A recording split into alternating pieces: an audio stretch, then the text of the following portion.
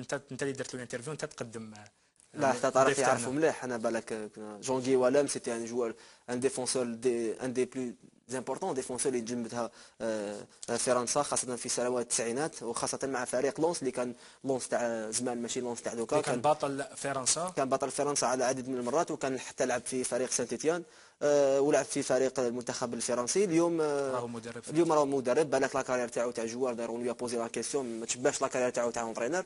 نشوفوا الانترفيو. نشاهدوا اللقاء مع المدرب اتحاد بلعباس جون غيوالي. Alors, Jean-Guy Wallem, merci beaucoup, bonsoir. Merci beaucoup d'avoir accepté notre invitation. Pour le peu de gens ici en Algérie qui ne vous connaissent pas encore, vous êtes né en 1967, vous avez 47 ans si je ne me trompe pas. Vous êtes né au nord de la France, vous êtes une figure importante du football français lors des années 90. Vous étiez notamment un cadre dans l'équipe de Lens, la très bonne équipe de Lens des années 90. Et vous êtes, c'est votre deuxième expérience en Afrique après votre passage au Congo. Et vous avez même, pour la petite anecdote, c'est vous-même qui avez lancé aujourd'hui un des défenseurs, un des meilleurs défenseurs au monde, qui s'appelle Raphaël Varane, si je ne me trompe pas, à l'âge de 17 ans, en senior au RC Lens. Exactement. Merci de votre invitation. Ça me fait plaisir d'être là ce soir. Donc oui, j'ai eu l'opportunité, mais je pense que c'est aussi leur talent qui a fait que j'ai lancé quelques joueurs qui aujourd'hui font parler d'eux, et tant mieux pour eux. Donc c'est vrai que j'ai fait la plupart de ma carrière à Lens en tant que joueur ou entraîneur. Ça fait plaisir de voir des joueurs comme ça, notamment nous représenter un petit peu quand on a lancé un joueur pendant la Coupe du Monde. Alors, il faut le signaler, vous êtes aujourd'hui entraîneur de l'USM Blabas, c'est pour ça d'ailleurs que vous êtes ici en Algérie. Un choix, on ne va pas dire bizarre, mais c'est vrai que votre carrière de joueur ne ressemble pas tout à fait à votre carrière d'entraîneur. Vous n'avez pas encore lancé vraiment votre carrière d'entraîneur. Vous êtes ici en Algérie pour peut-être relancer votre carrière dans le championnat algérien? Je ne sais pas si pour la relancer, mais bon, c'est vrai que j'ai entraîné Lens en deuxième et en première division. J'avais commencé par une période un petit peu délicate où j'étais entraîneur-joueur à Saint-Etienne, qui est aussi un autre club emblématique. J'ai entraîné Auxerre, la sélection du Congo. Donc, et vous avez même connu Rudy Garcia, je crois. C'était mon adjoint. On n'a pas tout à fait la même trajectoire aujourd'hui, et tant mieux pour lui, et je suis content pour lui, puisqu'il est à l'AS Roma. Donc c'est vrai que j'aimerais un peu le rattraper, même s'il a pris un peu d'avance. Mais bon, aujourd'hui, le championnat algérien que je découvre en direct, puisque je le connaissais par les médias, est un championnat agréable. Où on essaye de jouer au football, où tactiquement, forcément, il y a un peu de travail à mettre en place, mais les joueurs y adhèrent. Et aujourd'hui, je suis à Bel-Abbès et on défend les couleurs de ce club-là. Et demain, on va essayer de faire un bon résultat contre une très bonne équipe qui a le vent en poupe en ce moment. Ah, c'est ce qu'on espère pour vous. Justement, l'USM Blabas, c'est un promu. C'est vrai que c'est un club très prestigieux en Algérie. C'est un club qui a fait le bonheur des gens de Bel-Abbès lors des années 80. Mais aujourd'hui, c'est un nouveau promu. Bel-Abbès, c'est un vrai challenge pour vous. C'est une décision surprise. On sait que les étrangers, quand ils viennent, surtout les étrangers, des gens de renommée comme vous, par exemple, quand ils viennent en Algérie, c'est pour des clubs comme le Mondial, la JSK ou l'USMA, dans le Sétif. C'est un nouveau promu, c'est un vrai challenge, c'est une aventure pour vous? Exactement, il y avait des sollicitations mais qui n'ont pas abouti avec des clubs qui aujourd'hui cherchent encore un entraîneur. Mais bon, ça s'est pas fait. Bon, on sait que c'est vrai que vous avez été cité dans quelques clubs algériens auparavant. Oui, mais bon, vous savez, on est nombreux à avoir cette volonté d'entraîner. Et aujourd'hui, malgré que j'arrive chez un promu, le maintien est la priorité. Je suis content d'avoir du boulot parce qu'il y a des entraîneurs qui n'en ont pas, donc je ne vais pas faire la fine bouche. À moi de faire le meilleur boulot possible avec l'équipe que j'ai à ma disposition aujourd'hui et de grandir aussi quelque part avec cette équipe. Alors je crois que j'ai bien précisé, j'ai bien de signifier ce mot d'aventure en Algérie parce que vous êtes à Bel-Abbès, c'est une nouvelle aventure pour vous, même sur le plan de vie. C'est-à-dire comment ça se passe pour vous? Est-ce que vous êtes hébergé dans un hôtel, dans un appartement? Comment ça se passe pour vous, le mode de vie, votre mode de vie à Bel-Abbès? Comme les joueurs, on fait souvent l'hôtel et le stade à l'hôtel. Donc c'est vrai que c'est une ville chaleureuse, c'est une ville qui est très passionnée par le football, mais on l'appelle Petit Paris. Donc mais bon, pour l'instant, j'ai pas vu ce côté du Petit Paris. Vous m'en excuserez auprès des gens de cette ville, mais bon, je suis venu pour. Ça n'a rien à voir avec Paris. Non, mais moi je plaisante, mais je crois que c'est Napoléon qui avait donné ce surnom. Mais je l'ai entendu souvent, mais je l'ai pas encore vu pour l'instant. Mais bon, ce qui m'intéresse, c'est mon métier d'abord et de faire en sorte de bien le faire. Donc, quand on est entraîneur, on vient pas pour faire du tourisme. Tout à fait, donc très bonne transition, justement, vous êtes là pour le football. Et quelle appréciation faites-vous, quelle impression avez-vous sur le niveau du football algérien après 5 journées seulement du début du championnat? Est-ce que vous aviez déjà une idée avant même de venir en Algérie sur le football algérien? Oui, heureusement, puisque j'étais depuis 2 ans en contact avec des clubs algériens, donc forcément je me suis documenté où j'ai regardé sur des vidéos les matchs de première division notamment. Et je pense que dans l'élan de l'équipe nationale qui a vraiment bien représenté, et je les félicite encore, même si pour Christian Gourcuff, le nouveau sélectionneur qu'on a rencontré il y a peu de temps, ça va être une mission importante parce qu'il va être encore plus attendu quand on a fait la performance qu'ils ont fait en Coupe du Monde. Mais je pense que c'est dans cet élan-là que les dirigeants du football algérien doivent se servir pour élaborer un plan d'action, et on en parlait hors antenne, les structures, la formation et aussi un projet très intéressant pour l'avenir du football algérien. Allez, techniquement parlant, parlons beaucoup plus de votre équipe après 5 journées, un petit premier bilan par rapport à l'USM Blabès. Le problème, c'est que les matchs nuls, on a parlé de Roland Courbis aussi, que vous connaissez bien, il se battait contre la victoire à 3 points parce qu'il disait que ça ne faisait pas avancer beaucoup les matchs nuls. Et c'est vrai que nous, on a perdu qu'un match contre la JSK, donc c'est pas honteux. Et en plus, dans le contenu, on a fait une bonne performance, mais on a pris au début et à la fin de la première mi-temps qui nous ont posé forcément quelques soucis. Et on voit que la JSK est une belle équipe dans le classement actuel et avec les ambitions qu'elle a. Et derrière, on a fait 3 matchs nuls, donc on n'avançait pas. On a eu le bonheur et l'opportunité de battre l'Arba, qui nous permet d'avoir ces 3 points qu'on attendait depuis longtemps, notamment à domicile.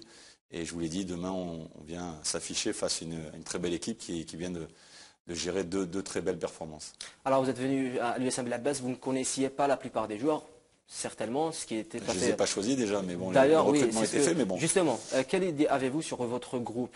Vous avez comme objectif de jouer le maintien. Oui. Aujourd'hui, Blabès affiche une bonne image de football, même si malgré la défaite contre la JSK, vous avez un joueur comme Hossein Achou, qui est un cadre, qui est un joueur qui est très connu en Algérie, qui a beaucoup d'expérience. Est-ce que vous comptez sur un joueur comme Hossein Achou par rapport au reste du groupe? Forcément, moi j'ai fait tout pour garder ce joueur-là. Il était là la saison dernière, il a fait la montée, comme pas mal de monde. Bon, les dirigeants ont choisi une autre option. Ils ont recruté à 90% des nouveaux joueurs, donc il y a une complémentarité, une complicité, des choses à mettre en place déjà humainement qui doivent se connaître. Alors aujourd'hui, ça fait 2 mois, donc dans la préparation, forcément, on doit avancer. Et puis dans le jeu, il y a aussi des affinités qu'on doit mettre en place. Donc c'est pas facile pour toute équipe, même avec une équipe qui a plus de talent que nous. Nous, on a besoin d'apprendre. Il y a des joueurs qui n'ont jamais joué à ce niveau-là, qui ne connaissent pas le championnat algérien. Donc, on essaye d'avancer petit à petit, faire notre bonhomme de chemin. Mais c'est vrai que la sérénité passe par des bons résultats, comme tous les clubs. Ok, donc vous avez parlé d'instabilité au niveau des joueurs du groupe dans les équipes algériennes. Parlons aussi d'instabilité au niveau de l'administration de l'USM Blabès avec le départ de Hakim Saral, qu'on savait qu'il était très influent dans l'équipe. C'est lui qui a fait avec les dirigeants tout le recrutement, hein, donc il s'est basé aussi sur ses expériences qui lui ont réussi à Sétif notamment, et je félicite, j'en profite pour féliciter l'équipe de Sétif qui va représenter le football algérien sur le plus haut niveau qui existe en Afrique. Donc derrière, il a voulu reproduire ça, peut-être qu'il a eu des difficultés à le faire, et aujourd'hui c'est vrai qu'il y a eu un problème de structure et d'organigramme, comme j'ai encore dit dans la dernière conférence de presse avec le nouveau président. Je pense que ces joueurs-là, en plus de la stabilité, de retrouver des repères, ils ont besoin des repères à l'extérieur dans le club et j'espère que ça va venir parce que c'est important pour la réussite de ce club.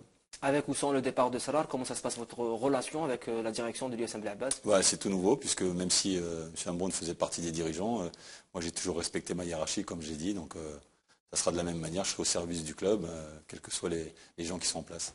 Alors, Jean-Guy Wallem, je me permets de dire que vous n'avez pas assez de chance, puisque vous êtes un aventurier qui vient ici en Algérie. Je vais vous dire pourquoi, parce que vous arrivez dans un championnat, vous êtes un jeune entraîneur qui se cherche encore, et vous tombez sur une mort d'un joueur, un joueur qui est mort dans un stade, qui est Albert Ebossé, le défunt Albert Ebossé. Puis il y a eu une affaire de corruption, des arts d'arbitrage et des guerres entre certains présidents de clubs, et qu'ensuite il y a eu cette affaire on va en parler tout à l'heure, de votre compatriote, le ressortissant Hervé Gourdel, qui a été décapité. Ouais.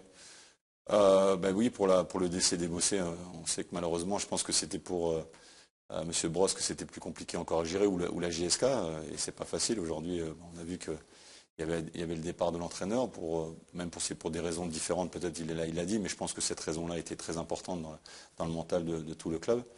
Par la suite, c'est vrai qu'il y a eu des dénonciations, en tout cas, il faut qu'elles se vérifient, et c'est vrai que ça, encore une fois, à l'image qu'il y a eu au niveau du football algérien qui a été très positive, et moi j'étais pendant la préparation en direct live puisque j'étais à Bel Abbès ou en Tunisie quand il y avait la Coupe du Monde, donc j'ai vécu aussi vraiment la belle image que l'équipe nationale a montrée au football mondial, et que c'est retombé vite malheureusement à cause que ce soit la mort d'Ebossé, mais aussi les choses qui sont à dénoncer et qui ne doivent vraiment pas arriver dans la vie de tous les jours, mais aussi dans le football en particulier qui est un sport. La dernière chose, bien sûr que je suis en direct aussi par rapport à ce qui s'est passé, que ce soit un Français malheureusement ou d'autres personnes, c'est un être humain.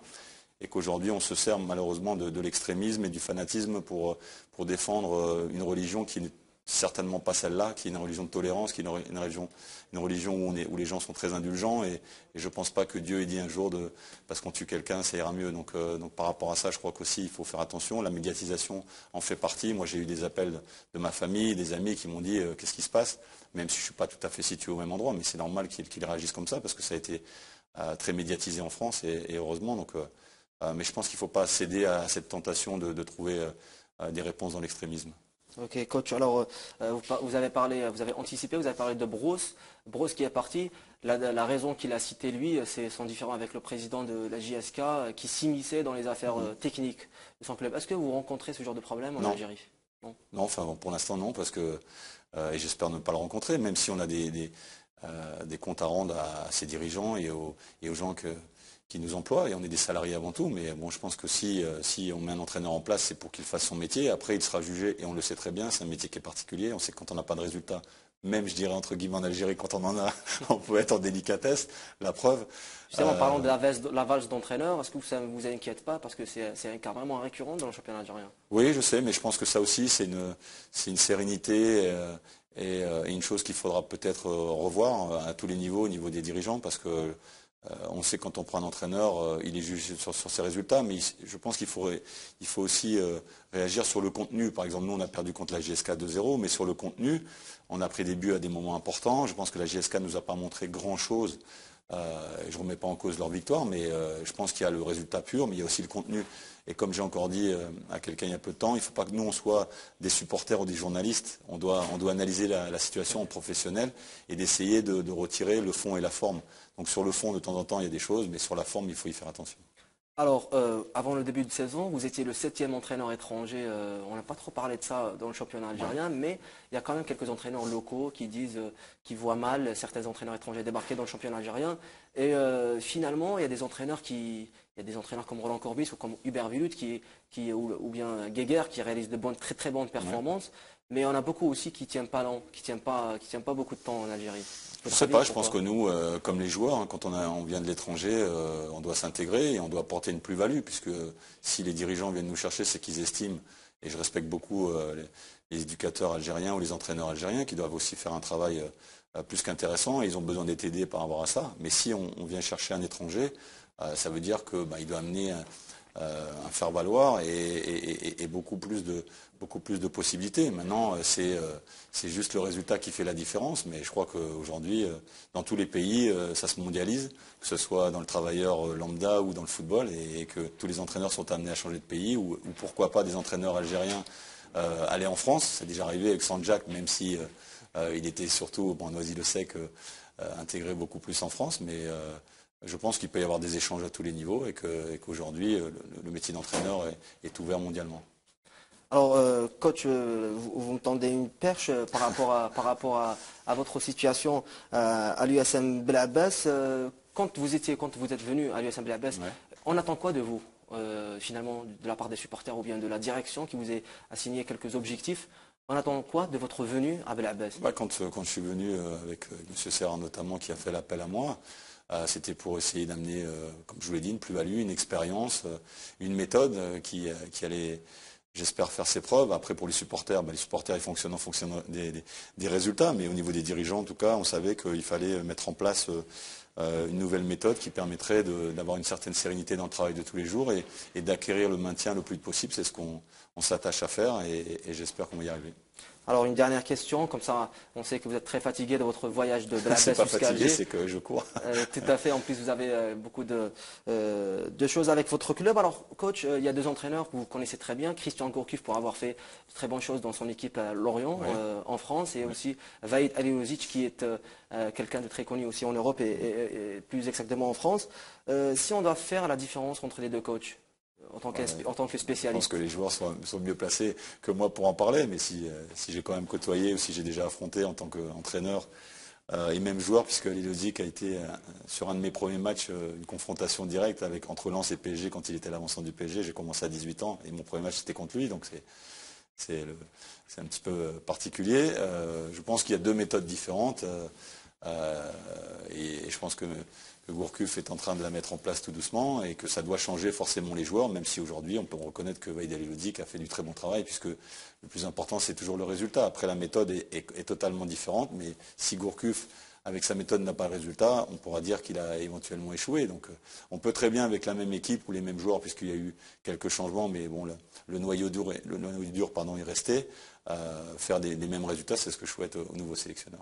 Alors avant de vous permettre de quitter nos plateaux pour retourner à l'hôtel avec votre équipe, alors une dernière question coach. Je vous parlais tout à l'heure de Hervé Gourdel, votre compatriote qui a été décédé, et aussi la base des entraîneurs, etc.